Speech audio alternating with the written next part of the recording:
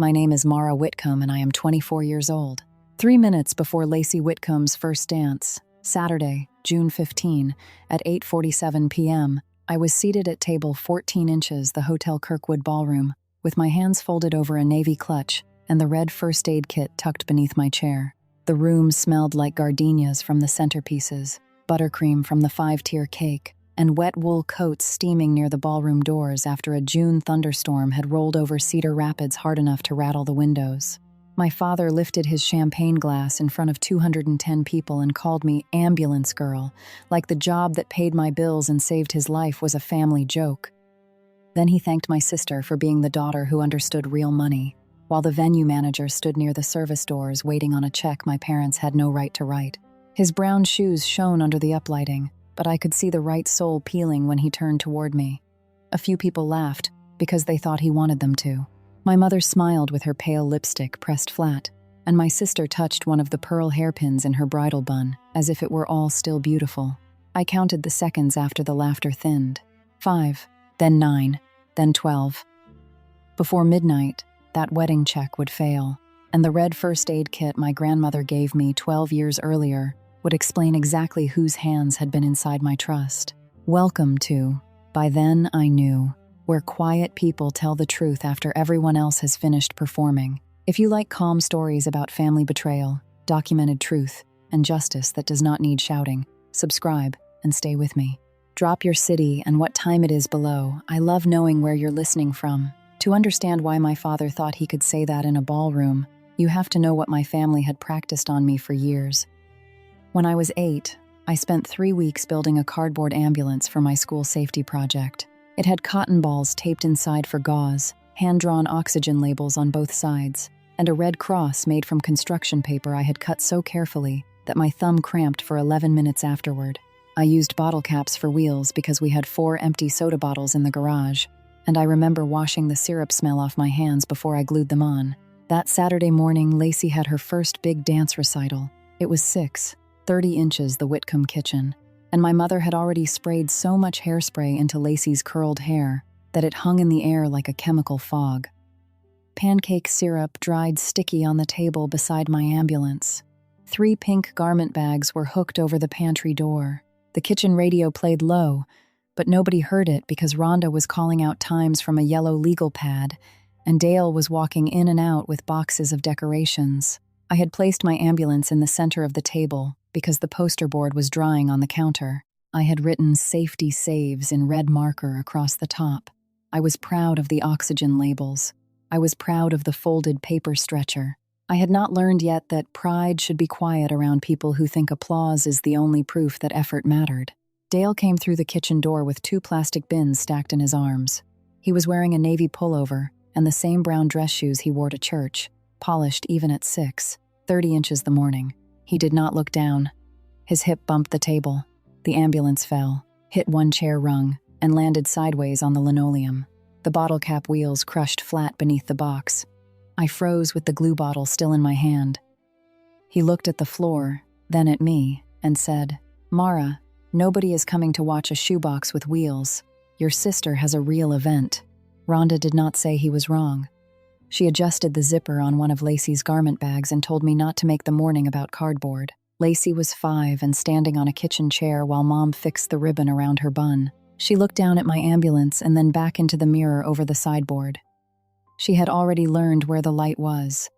I picked up the crushed wheels and set them in my palm. The dried syrup stuck to my wrist. The hairspray made the back of my throat taste bitter. Nobody helped me repair the project before we left, so I carried it into school on Monday with the left side bowed inward and 2 wheels missing. My teacher, Mrs. Harkin, bent down and said she could tell I had worked hard. I remember that because she said it without looking at anyone else first.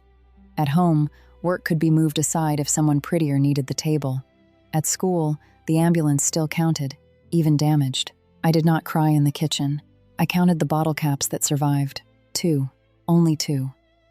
When I was 15, I won a County Emergency Preparedness Award for organizing first aid stations during a flood drill at school. The gym smelled like rubber soles and popcorn from the concession stand, and the microphone squealed twice before the principal got it steady. There were 42 folding chairs set up for parents.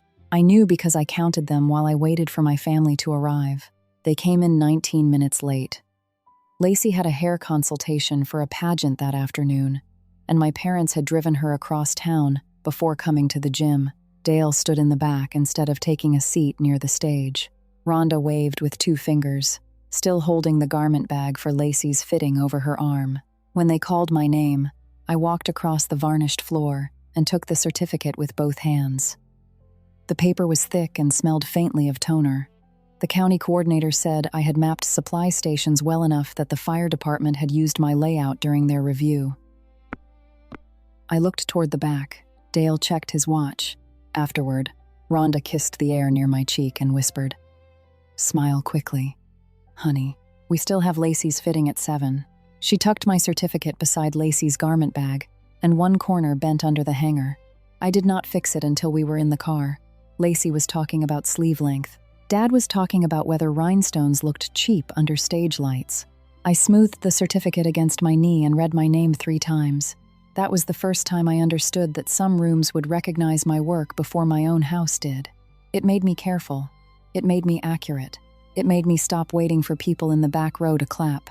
At 19, I was on the shoulder of Highway 30 when my father had chest pain driving back from Des Moines.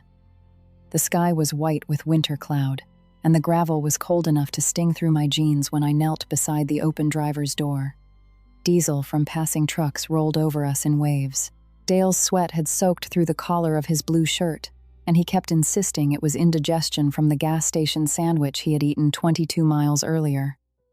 I timed his pulse with my phone.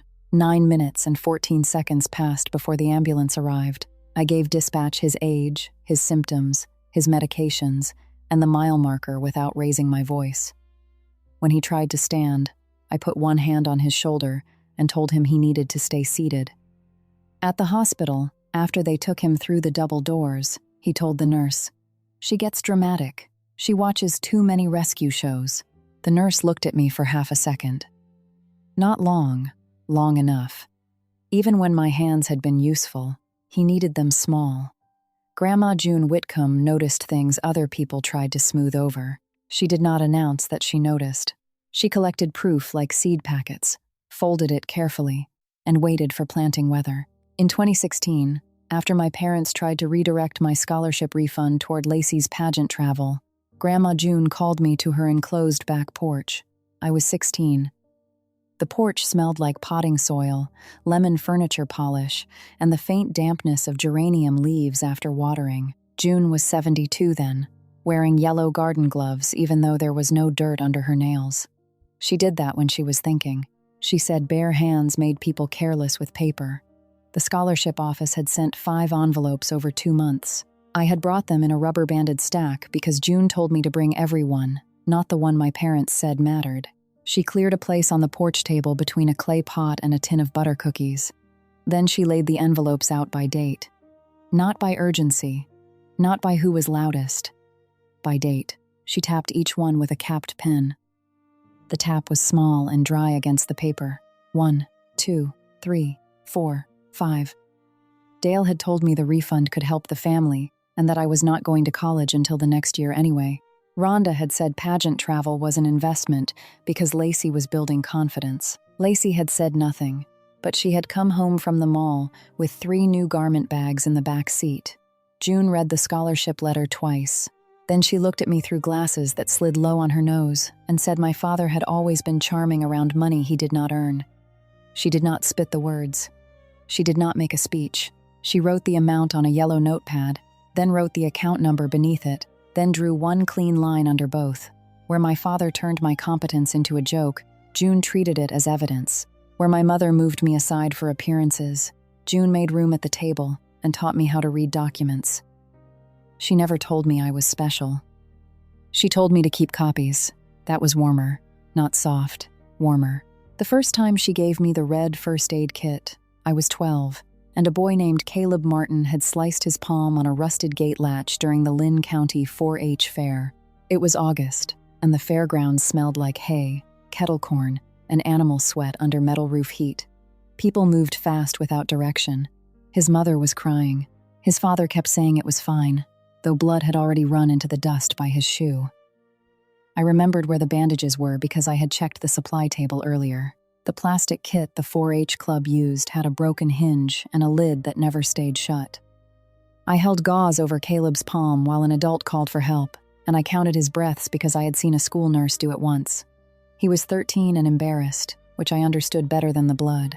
Later that afternoon, June drove me home in her beige Buick. The seats smelled like peppermint candies and sun-warmed vinyl. She did not praise me in the car.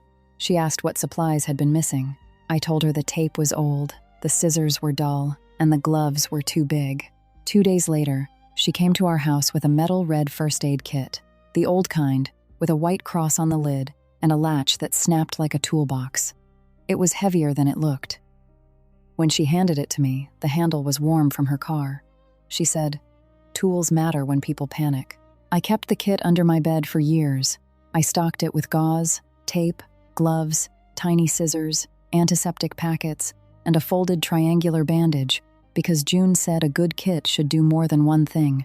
I did not know that in 2017, after she amended my protected trust, she hid a brass trustee key in the false bottom and slid a duplicate ledger tab behind that folded bandage. I did not know she had added a 2-signature rule for any distribution over $50,000. I did not know she had named Margaret Caldwell, a retired probate judge, as trust protector. I knew only that the kit felt heavier than it should. At 23, I taught a rural rescue class outside Vinton after a grain bin accident scared 3 volunteer departments into retraining. The training base smelled like diesel, wet canvas, and coffee that had been burned down to bitterness by 10 a.m. There were 18 trainees, 4 response bags, 2 practice mannequins, and 1 fire chief named Marcus Havel who stood in the back with his arms folded, watching more than he spoke. I had been a certified flight paramedic for less than a year, but emergencies did not care how old I looked. They cared whether I could see sequence. I watched one trainee load epinephrine into the wrong pocket of a response bag. It was a small mistake. Small mistakes become large when gloves are wet and someone is shouting over engine noise. I stopped the drill before the mistake became habit. I did not embarrass him. I had him close his eyes, reach for the medication, and tell me what his hand found first. Tape. Then saline. Then the wrong zipper. He understood before I had to finish. We relabeled every pocket. We moved the medication. We ran the drill again in 7 minutes. Afterward, Marcus poured coffee into a paper cup and said calm was not the absence of fear. It was clean order under pressure. He said it like a person describing how to sharpen a blade. That line stayed with me. I counted seconds. I read labels twice. I trusted records, more than reassurance. I learned that a calm voice could change a room if it arrived with facts. Small is not the same as weak. Friday, June 14, at 9:18 a.m. One day before Lacey's wedding, I was in the flight crew room at St. Mind. Ansgar Air Med finishing a 1-2 hour shift. The room smelled like burnt coffee, disinfectant wipes, and rainwater tracked in from the ambulance bay. The remed. My flight suit was damp at the collar from a patient transfer that had left us standing under rotor wash in a hard gray rain. I had just clipped my black trauma shears back onto my left pocket when my phone buzzed. Pending trust distribution. $450,000. I read the number twice. Then I sat down, because sitting was safer than pacing. My hands did not shake at first. They went still, which is different. Still, hands can do useful things. I noted the timestamp, the originating Cedar Prairie Bank branch, the document reference number, and the words authorized by beneficiary signature. The microwave hummed behind me. 2 lockers stood open. A coffee machine clicked off after 17 seconds. I counted because counting gave the room edges. At the same moment, a text from Rhonda appeared above the alert. Don't be late to rehearsal dinner. Lacey deserves one peaceful weekend. I took a screenshot, then another. Then I forwarded both to a private email folder June had once told me to create for financial documents, back when she was still alive and wearing garden gloves on the porch. My first thought was not that my parents had done it. My first thought was that the signature line would matter. That was the professional part of me, not pain. Sequence, signatures, originating branch, time, who touched the paper. Who benefited? After 4 minutes, I opened my contacts and found the name I had saved years earlier from a yellowing card taped inside the red kit, Margaret Caldwell. I had never called her. I knew only that June had once said, "If money moves fast, call the woman who moves slowly." The ambulance bay was louder than the crew room. Diesel fumes hung low near the floor. Rainwater ran in narrow streams toward the drain. The rubber wheels of a stretcher squeaked as 2 EMTs moved it past me, and the smell of wet pavement came in every time the bay doors lifted. Margaret answered on the 3rd ring. Her voice was older than I expected, but clear enough to cut paper. I gave her my name, my age, the trust reference, the bank alert, the amount, and the timestamp. I said beneficiary signature appeared in the notice, but I had signed nothing. She did not interrupt. I heard a pen moving. When I finished, she said the transfer was unauthorized if what I described was accurate. She said June's trust required 2 signatures for any distribution over $50,000, mine and Margaret's approval as trust protector. She had approved nothing. Then she used phrases that settled over the noise of the ambulance bay like instruments laid out on a clean tray. Unauthorized transfer, forgery review, temporary injunction, beneficiary protection clause, lien attachment if funds are misapplied. She said Monday, June 17, 5 p.m., was the processing deadline that mattered most. If we filed the trust objection before the bank's final window closed, the distribution could be stopped cleanly. If we missed it, reversal would take longer, and any venue lien tied to the wedding check could attach to the protected account. My father's banquet hall partnership had been struggling for 18 months. I knew that from overheard fragments, Rhonda's lowered voice, Dale's sudden interest in which relatives were downsizing, and the way his polished shoes had started showing worn soles. But knowing a man is under pressure is not the same as giving him your name. Margaret asked whether I had the trustee key and ledger tab June referenced in her sealed instructions. I looked toward my locker. The red first aid kit was not there. It was in my apartment then, on the top shelf of a closet where I kept winter gloves and old training binders. I told Margaret I could get it. She said to photograph everything before moving anything. She said not to accuse anyone yet. She said documents are strongest before people have time to explain around them. I stood in the ambulance bay for 23 more seconds after the call ended. I counted the oil spots on the concrete. 7. I counted the bay lights reflected in the rainwater. 4. Then I went back to the crew room, changed out of my damp flight suit, and drove home under a sky the color of unpolished steel. That night was the rehearsal dinner at the Cedar Rapids Country Club. I arrived at 6 p.m., 6 minutes late, because I had stopped at my apartment to put the bank notice in a folder and check that the red kit was still on the closet shelf. It was. I did not open it yet. I wanted Margaret on the phone when I did. The private dining room smelled like seared steak, white wine, and the citrus polish they used on the bar. The carpet was too thick under my shoes. Lacey stood near the windows, wearing ivory satin and pearl hairpins, even though it was only rehearsal dinner, and she was laughing with 3 bridesmaids who kept touching her ring. Dale stood near the bar with Pastor Henry Bell and 2 church deacons. He had an empty rocks glass in his hand, and the pleased looseness of a man performing relief. I heard him before I reached the doorway. "The wedding was handled," he said. "A father did what he had to do when one daughter had real promise." He tapped the empty glass against the bar 3 times. Tick, tick, tick. Then he joked that my little medical flights must pay better than anyone thought and winked at Rhonda. She squeezed his arm too quickly, the way a person stops a leak with one hand. Pastor Henry smiled without showing teeth. One deacon laughed because laughter is easier than asking which daughter paid. I stood by the doorway and counted 8 people within hearing distance.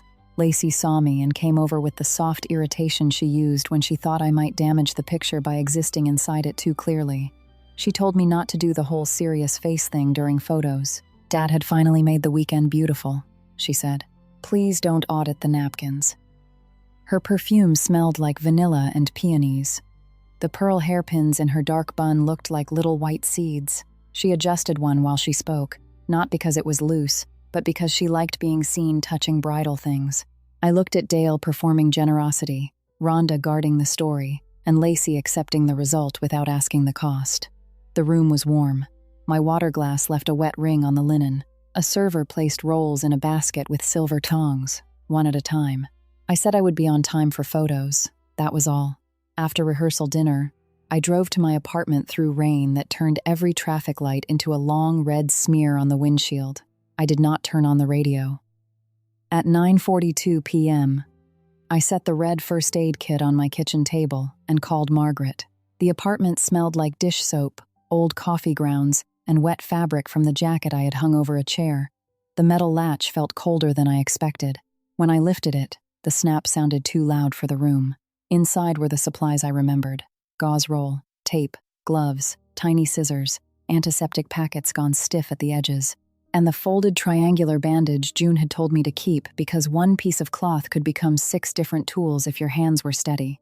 The old antiseptic smell rose up sharp and medicinal. I photographed the kit open. I photographed every layer before I touched it.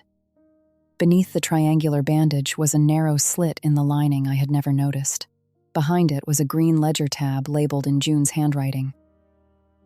Mara, if they rush you. My breath changed then, not faster, smaller. I counted 5 breaths before I lifted the tab. Behind the false bottom, wrapped in wax paper that smelled faintly of dust and metal, was a brass trustee key. It was small, heavier than it looked, and warm after only a few seconds in my palm. Taped beneath it was a yellowing card with Margaret Caldwell's name and office number. I told Margaret what I had found. She exhaled once, not in surprise, but in confirmation. Then the preparation became work. I emailed the bank fraud department. I printed the pending transfer notice, 2 copies. I pulled my driver's license, my trust statements, 3 verified signature samples, and the original scholarship letter from June's green folder. I placed each page on the table in date order because June had taught me that date order makes lies travel uphill at 11:18 p.m. Margaret told me not to accuse anyone yet. Let the documents arrive before your anger does. I wrote that sentence on a sticky note and placed it above the printer. Saturday morning, June 15, I drove to Margaret's office before hair and makeup. The red first aid kit sat on the passenger seat. When I braked at a yellow light on First Avenue, it slid forward against the seatbelt latch. Without thinking, I pulled into a parking lot and buckled it in. Then I sat there for 14 seconds, looking at what my hand had done. At 9:03 a.m., Marcus Havel was waiting outside Margaret's office with a thermos of coffee and a scanner from the firehouse. He had sawdust caught in the cuffs of his work jacket, and his hair was damp from rain. I had not told him the whole story. I had said only that I needed copies made fast, clean, and labeled by date. He did not ask why my parents would do it. He said, "Tell me what needs copying." That was Marcus. Broad hands, few words, useful movement. Margaret's office smelled like old paper, lemon tea, and the wool of coats drying on hooks near the door. She wore a navy suit and reading glasses on a beaded chain. She was 68 and moved with the slow economy of someone who had watched hundreds of people mistake volume for strength. On her desk were certified copies from the Lynn County Courthouse, a lined pad, and a navy leather folder. I placed the first aid kit on her conference table. The red paint had chipped near one corner, and the white cross had yellowed around the edges. It looked like something from a school nurse's closet, not the center of a $450,000 dispute. Margaret opened June's sealed instruction. She did not read it aloud at first. She read it once, then again. Then she looked at me and said my grandmother had anticipated an attempted family withdrawal if Dale's business failed, or if a large social event created pressure. A large social event. That was how June had written it. Clean, cool, exact. Marcus scanned 38 pages in 19 minutes and labeled every file by date. He scanned the ledger tab front and back. He scanned the brass key beside a ruler. He scanned my verified signature samples and the bank notice with the document reference number visible. The scanner made a soft mechanical pass over each page, like a breath being measured. Margaret called Cedar Prairie Bank while we worked. She did not accuse. She identified herself, gave the trust number, requested fraud review, and asked for the assistant branch manager assigned to the pending distribution. Jonah Reed called back 31 minutes later. His voice sounded young enough to be nervous and trained enough to hide it badly. He confirmed that the withdrawal authorization carried a signature. He could not disclose more until formal review, But Margaret's name on the trust protector file changed the tone of the call. By noon, we had a prepared objection. By 12:24 p.m., Margaret had a bank officer, available by phone if needed. By 12:47 p.m., she had verified the venue had accepted a final wedding check as pending, not cleared. There are moments when anger would make sense. Anger would have filled the office, warmed my face, made my voice shake in a way my father could later call proof of confusion. Instead, I drank Marcus's coffee from a dented metal thermos cup. It was too strong and tasted faintly of smoke. Margaret slid a page toward me. The venue balance was $450,000. Same amount, same reference date, same bank branch. Marcus saw it when I did. He did not touch my shoulder. He did not say he was sorry. He picked up the next page and squared it against the stack. I declined his offer to drive me to the wedding. I needed the quiet of my own car. I did accept the coffee. If this story is hitting close to home, comment KIT below. For everyone who has ever had to stay quiet long enough to protect yourself, this next part is where the room starts changing. Now, back to the story. Saturday at 4:10 p.m., I dressed for Lacey's wedding in my apartment bedroom. The air smelled like rain on the window screen and drugstore hairspray from the can Rhonda had insisted all bridesmaids keep in their bags. My navy dress lay across the bed. My shoes pinched at the right heel after 6 minutes of walking, so I put a strip of medical tape against the inside seam. Old habits help. The red first aid kit sat beside my clutch, wrong for a wedding and right for the day. Rhonda had sent 14 messages in the family group text about timing, flowers, photographs, lipstick, and keeping emotions appropriate. Appropriate was one of her favorite words. It meant the truth should wait until strangers left.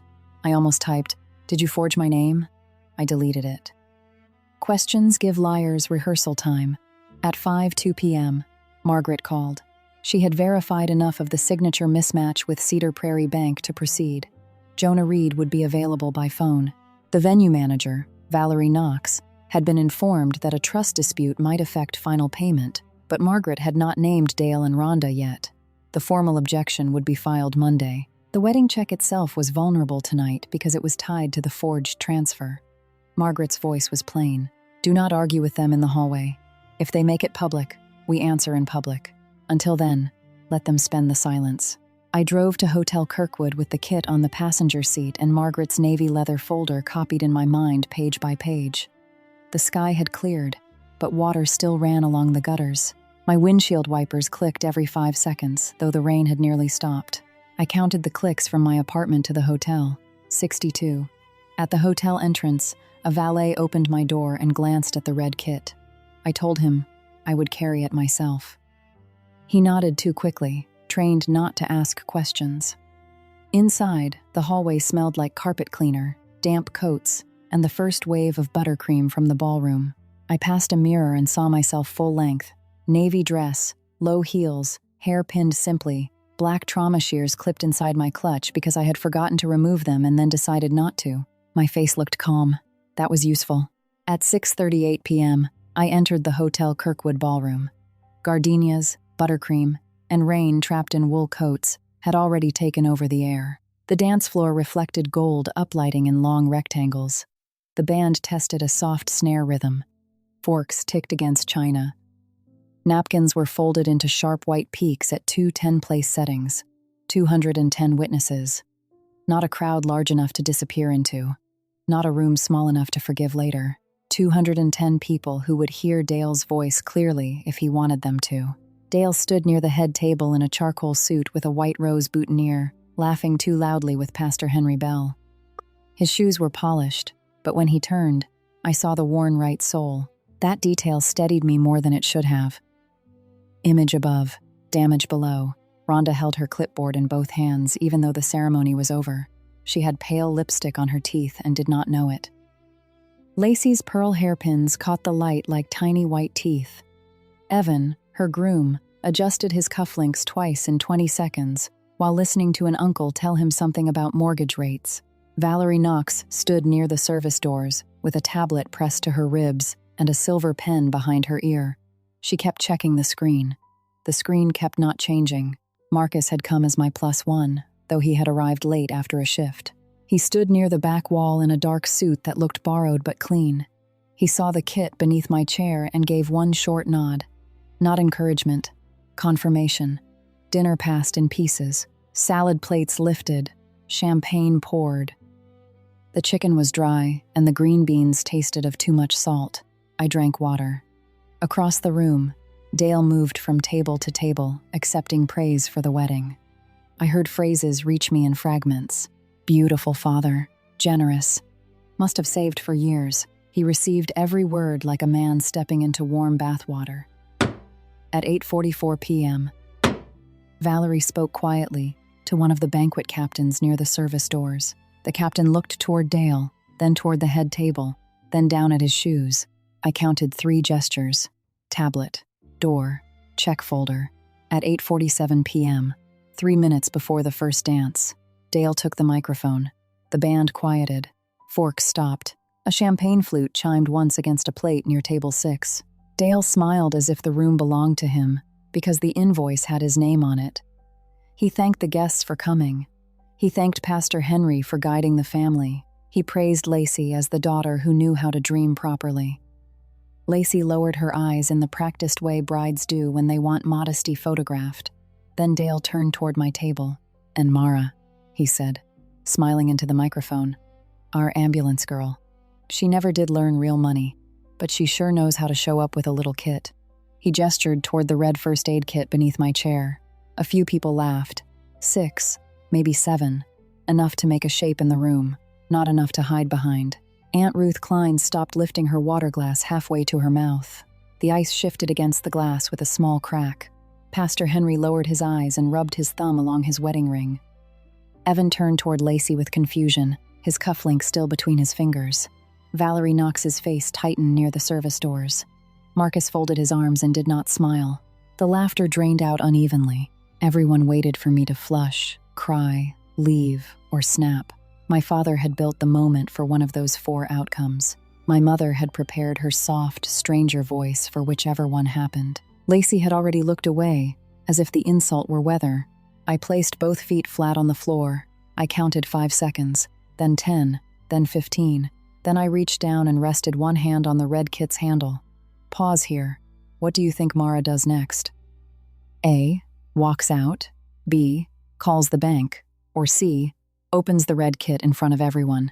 Drop A, B, or C in the comments and subscribe if you haven't, because the next 10 minutes are the reason this story exists. I stood. I did not take the microphone immediately. Dale still held it near his mouth, smiling in the loose way men smile when they believe the room has voted for them. I turned first to Valerie Knox near the service doors. I asked whether the final wedding check had cleared. That was the first cut. Quiet, clean. Valerie's eyes moved from me to Dale. She was 41, professional enough to know a room can become a record without warning. She kept the silver pen behind her ear and held the tablet closer to her ribs. She said she could not discuss payment in front of guests unless the paying party authorized it. Dale laughed into the microphone. "It's handled. Tell her it's handled." That opened the door. I held out my hand for the microphone. He did not give it to me at first. For 3 seconds, we both held the room without touching each other. Then, Pastor Henry shifted behind him, and Dale passed it over with a little bow, making a joke of his own surrender. The microphone was warm from his hand, I said. "Then I need the room to understand that the money was not yours to handle." My voice sounded smaller through the speakers than his had. That helped. People leaned in. Dale's smile changed first at the edges. Rhonda's clipboard tilted against her stomach. Lacey touched one pearl hairpin as if it might hold the evening together. I placed the red first aid kit on the nearest service table. The metal bottom clicked against the polished wood. I opened the latch. That sound was sharper than the microphone feedback had been. People in the first 3 tables heard it and turned their heads. Inside were the gauze roll, the gloves, the antiseptic packets, the folded triangular bandage. I lifted the bandage and removed the green ledger tab. Then I opened the false bottom and took out the brass trustee key wrapped in wax paper. The brass caught the chandelier light, dull and yellow. Dale said my name once. Not loud, not yet. I handed the ledger tab to Valerie and asked her to call Margaret Caldwell from the lobby. Margaret was already there. She had been there since 8:20 p.m., seated near the hotel lobby fireplace with certified documents in a navy leather folder, because my father had always preferred public rooms and June had always preferred preparation. When Margaret entered the ballroom, she did not hurry. That was the first thing everyone noticed. She wore a navy suit, low black shoes, and reading glasses on a beaded chain. Her hair was silver and cut blunt at her jaw. She carried the leather folder with 2 hands. She did not speak to Dale first. She spoke to Valerie. That mattered. Institution to institution. Record to record. Margaret identified herself as the trust protector for June Whitcomb's estate plan and said there was an active dispute involving a pending distribution connected to the final wedding payment. She asked whether the venue had relied on funds from Cedar Prairie Bank associated with the protected beneficiary trust. Valerie looked at Dale. Dale's mouth opened, but no sound came out before Valerie answered that the final payment had been accepted as pending and had not cleared. Margaret opened her folder. She confirmed the trust required 2 signatures for any distribution over $50,000, mine and hers. She confirmed I had not authorized the withdrawal. She confirmed she had not approved it. She confirmed the signature on the bank document did not match my verified trustee file. A formal objection had been prepared. Any check written against the forged transfer was now disputed. Her language was dispassionate. No ornament, no outrage.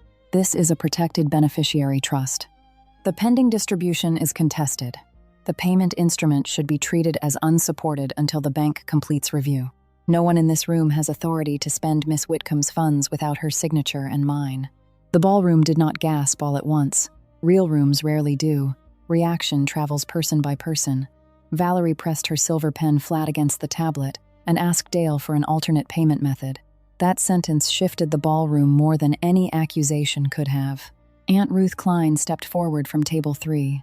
Her silver hair was pinned flat with 2 black clips, and her hands shook once before she clasped them.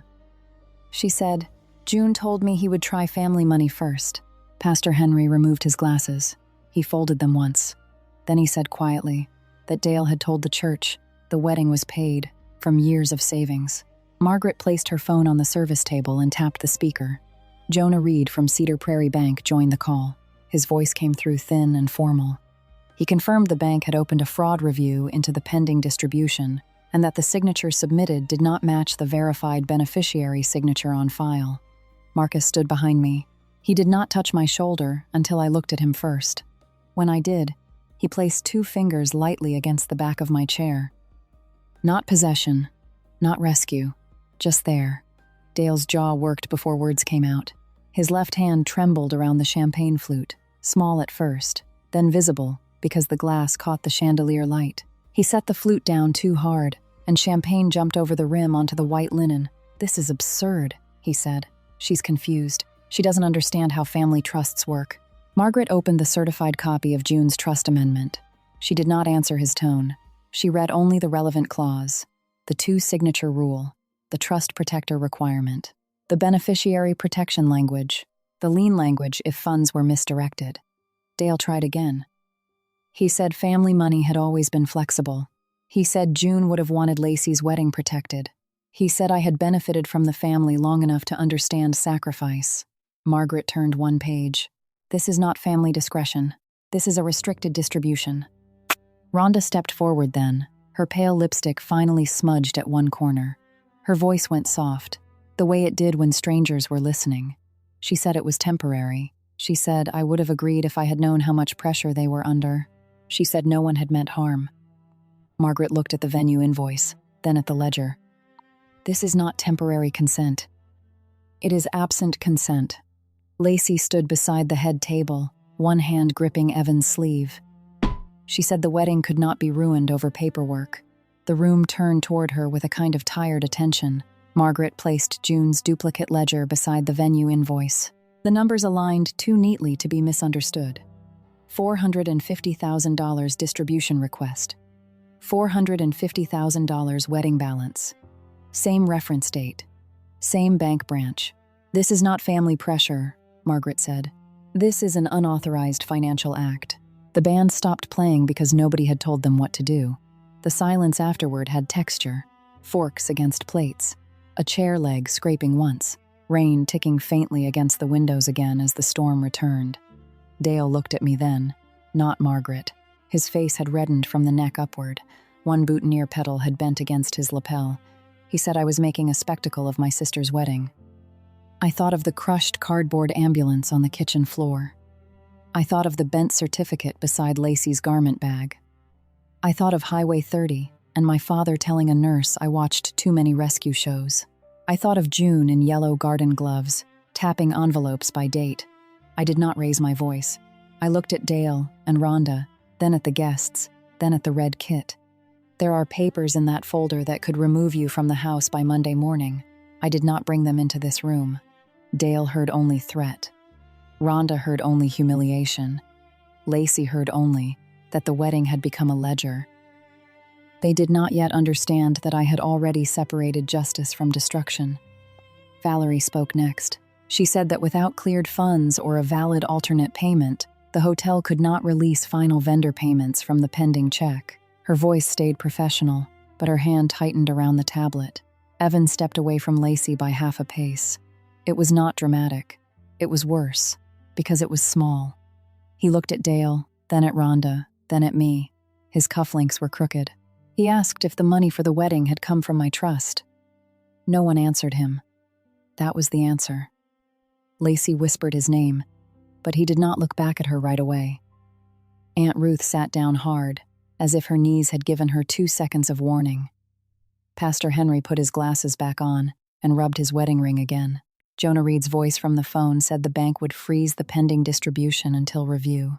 He said Monday's filing would be received under expedited internal flag. He said the disputed signature would be preserved. Preserved. I liked that word. It did not comfort. It held. Dale made one final attempt. He said June had left the money for family. He said I had no children, no mortgage, no real obligations. He said Lacey was starting a life. I lifted the brass key from the table. It was warm now from the room and from my hand. June had left tools, not permission slips. Margaret closed the folder.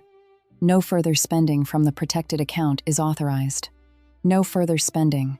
That sentence ended the performance. The wedding did not collapse in one cinematic motion. It unraveled through logistics. Valerie stepped aside to make calls. The banquet captain spoke to the band manager. A florist asked whether the remaining invoices would be released. Pastor Henry moved toward Dale, stopped, then moved toward Evan instead. Rhonda whispered to Lacey with her clipboard clutched to her chest as if paper could turn back into control. I put the brass key back into the kit. I placed the ledger tab beside it. Then I closed the lid. The latch snapped. People looked at the kit differently after that.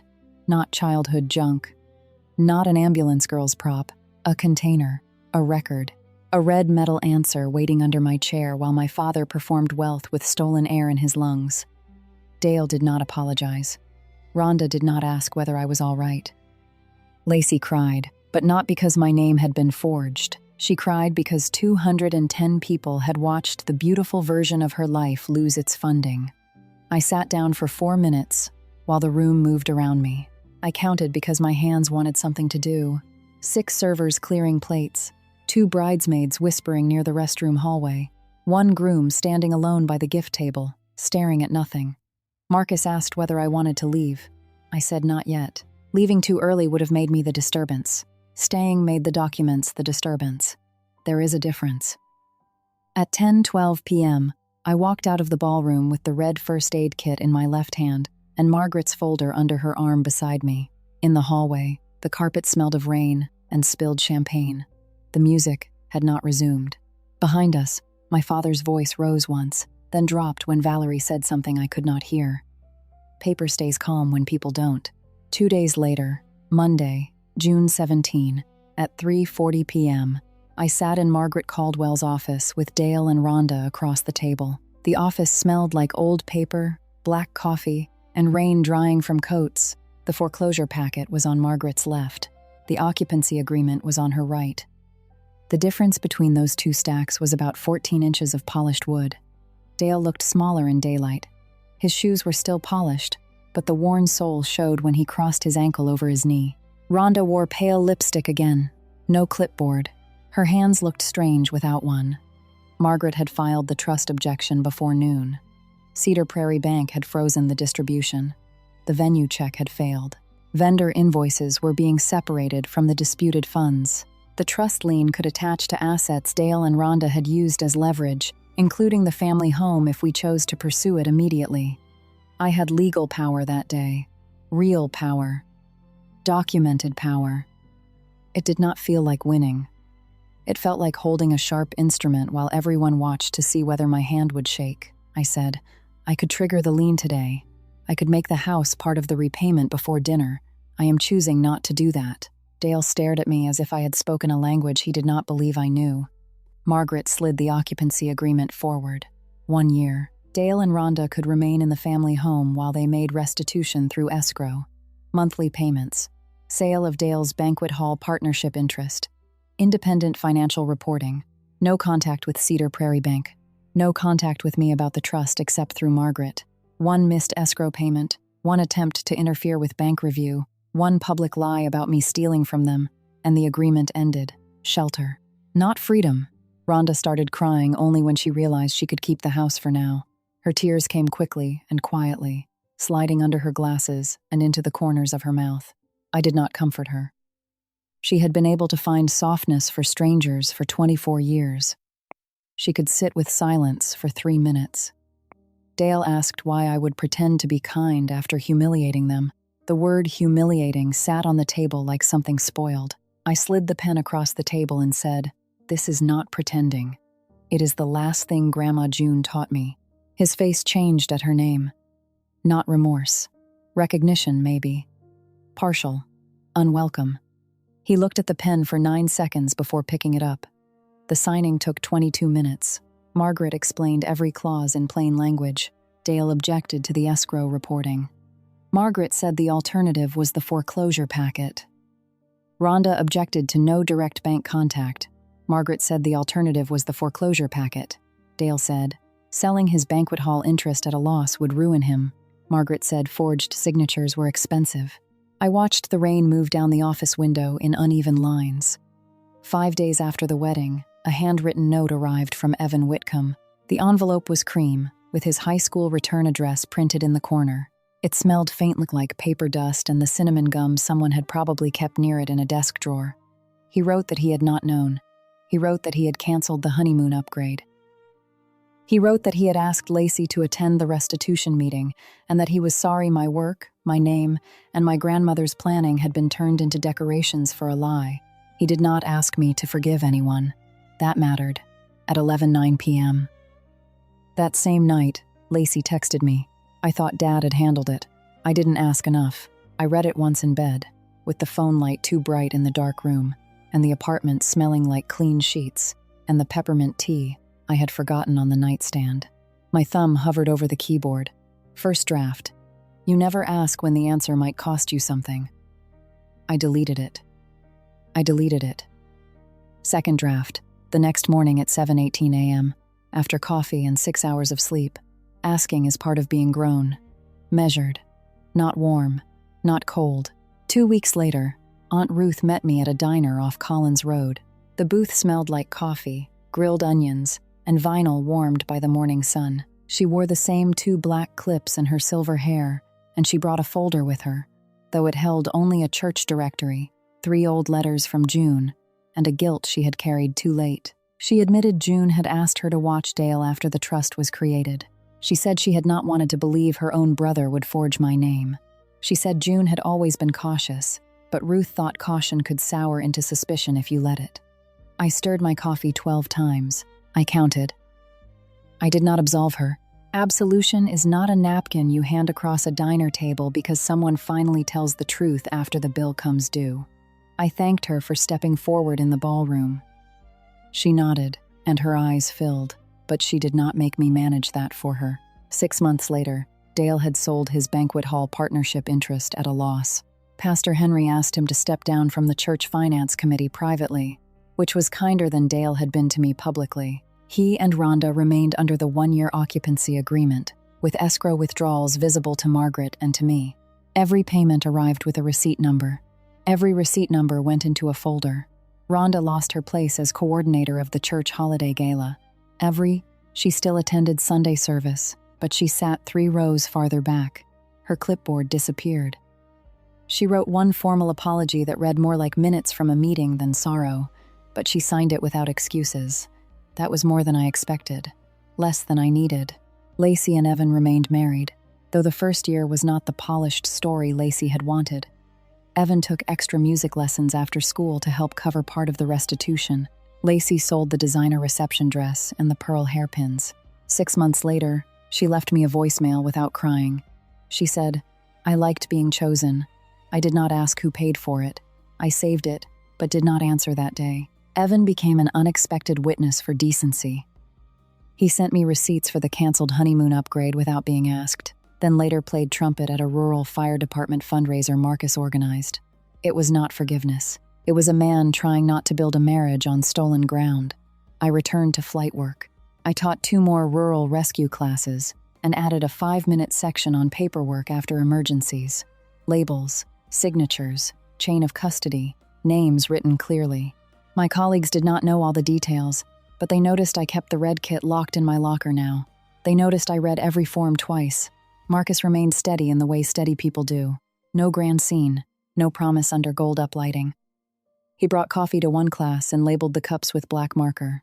Mara's, not family property. I laughed for the first time in 19 days, and the sound surprised me. In December, 6 months after the wedding, I drove to the family property with Margaret to inspect the tenant cottage repairs required under the occupancy agreement. Snow sat in thin lines along the porch rail. The air smelled like wood smoke, cold metal, and the faint oil from the hinges Dale had been required to replace. Dale and Rhonda were living in the smaller cottage behind the main house, while the main property was prepared for possible sale if restitution failed. That arrangement was part of the agreement I chose. Shelter, not control. Walls, not a throne. I carried Grandma June's red first aid kit from the car and placed it on the cottage porch rail for exactly 1 minute while I signed the inspection sheet. The metal handle was cold enough to bite my palm. The white cross on the lid had faded, and the chipped corner showed a line of silver beneath the paint. I did not give the kit to my parents. I did not make a speech. I let it rest where they could see it. The kit had never been about injury. It had always been about what to reach for when people made panic expensive. Mercy needs walls too. If this story stayed with you, like the video, and subscribe to. By then I knew. And in the comments, tell me one thing someone in your family underestimated about you. Use the word walls if you learn to protect your peace without raising your voice.